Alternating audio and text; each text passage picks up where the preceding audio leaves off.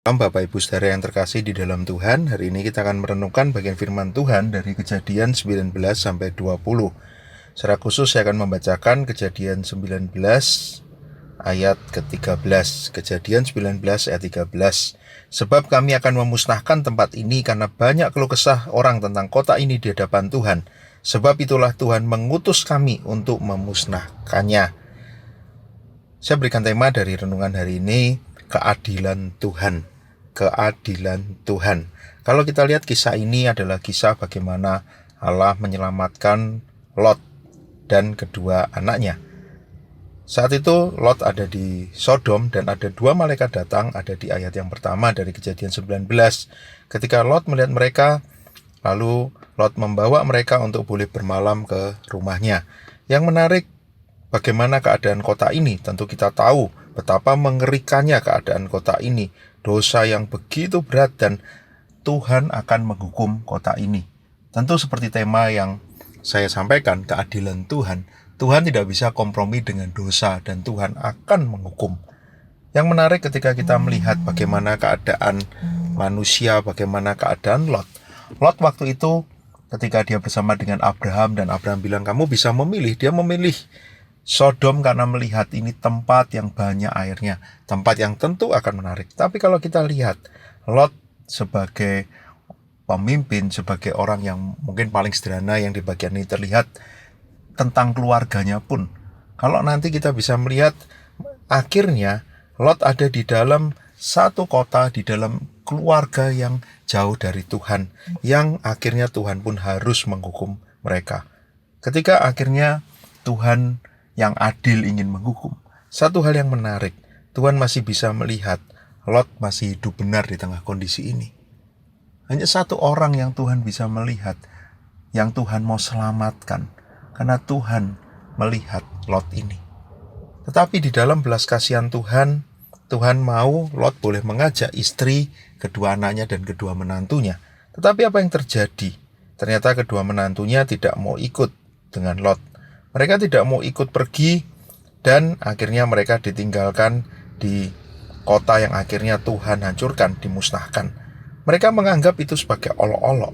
Dan istrinya pun kita tahu, istrinya ketika pergi, dia juga tidak langsung melihat, tidak mengikuti apa yang diperintahkan. Dikatakan, kamu jangan melihat ke belakang, tapi di ayat 26, berjalan dia menoleh ke belakang lalu menjadi tiang garam.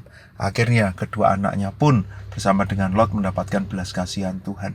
Tetapi apakah Lot pun memiliki kehidupan yang betul-betul semua berjalan seperti apa yang Tuhan mau? Di tengah semua keadaan itu, kalau dikatakan Lot pun tidak langsung pergi, dia seperti berlambat-lambat, tentu ada yang mengatakan karena dia juga sesungguhnya masih memikirkan apakah memang aku harus mengikuti perintah malaikat ini dan aku cepat-cepat pergi. Mungkin dia juga memikirkan harta yang dia punya, apa yang dia sudah lakukan di sana. Di ayat 16 ketika ia berlambat-lambat. Sebagai manusia bukan hal yang mudah. Lot ada di dalam daerah yang akhirnya semua jauh dari Tuhan dan mungkin hal-hal dosa menjadi biasa. Tuhan adalah Tuhan yang adil, Tuhan yang tidak bisa kompromi dengan dosa. Tapi yang menarik di dalam keadilan Tuhan, dia pun berbelas kasihan kepada orang yang dipilihnya, kepada orang yang benar. Dalam hal ini, kisah ini kita bisa melihat belas kasihan Allah diberikan kepada Lot. Lot diselamatkan dengan kedua anaknya. Lot mendapatkan anugerah Tuhan. Tetapi keadilan Tuhan dinyatakan. Penghukuman harus tetap diberikan. Bukankah ini yang terjadi ketika keadilan Tuhan? Manusia berdosa harus dihukum, bahkan hukuman yang kekal. Tetapi kasih karunia Tuhan diberikan kepada anak-anaknya yang dikasihinya, yang dipilih, yang mendapatkan anugerah dari karya penebusan Kristus. Itulah kita sekarang orang-orang percaya. Kita yang masih ada di dunia yang berdosa. Kita yang masih jatuh bangun di dalam dosa. Bahkan mungkin mindset dunia kadang juga kita miliki. Seperti Lot yang dia masih berlambat-lambat. Mungkin dia juga bukan dengan mudah meninggalkan apa yang dia punya. Mungkin itulah kita sekarang. Tapi ingat, belas kasihan yang Allah berikan kepada Lot, belas kasihan yang Tuhan sudah berikan kepada kita. Inilah kita sekarang yang diberikan kesempatan untuk boleh keluar dari ikatan dosa, untuk boleh menjadi manusia baru, untuk boleh menjadi anak-anak terang di tengah dunia yang gelap ini. Apakah kita berlambat-lambat meresponi itu? Apakah kita bisa melihat panggilan Tuhan itu, belas kasihan Tuhan, yang membuat kita mau melangkah? Tuhan, aku mau meninggalkan hidup yang lama. Aku mau hidup di dalam anugerah Tuhan.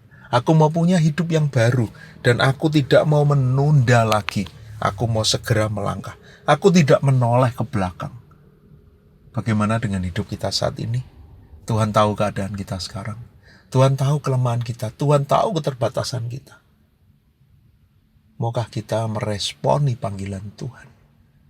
Kita bukan menjadi orang-orang yang mendapatkan penghukuman kekal, tapi mendapatkan kehidupan yang kekal.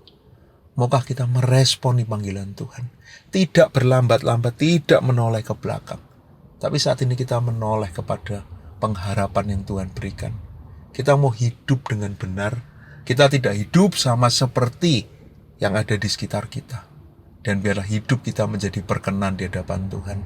Mari kita berdoa. Bapa di surga, kami manusia yang lemah dan terbatas. Kami pun seharusnya dimurkai. Tetapi kasih karunia Allah, ketika keadilan Tuhan diberikan, kami yang seharusnya dihukum, tapi Engkau menggantikan kami untuk menanggung hukuman dosa. Terima kasih Tuhan, kami mendapatkan belas kasihan Tuhan.